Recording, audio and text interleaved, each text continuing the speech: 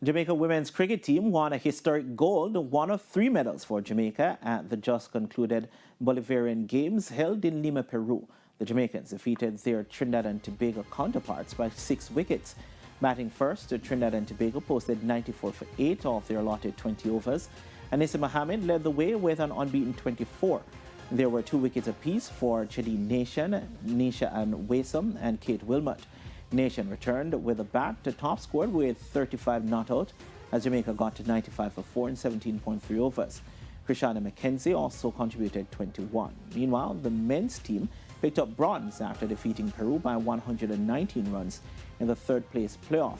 Led by Alwyn Williams' century and Alwyn Williams' century batting first, the Jamaican men made 187 for 4 in 20 overs. Williams cracked 107 from just 61 deliveries, while O'Dane McCarthy chipped in with 47.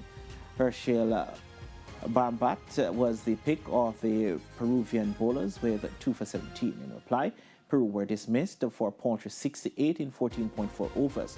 Joaquim Salazar Massaro led the way with 15. Jamie Hay was the chief destroyer for the Jamaicans, bagging 3 for 22. Hay was supported by Ryan Francis, 2 for 9, and Matthew Comrie, 2 for 16.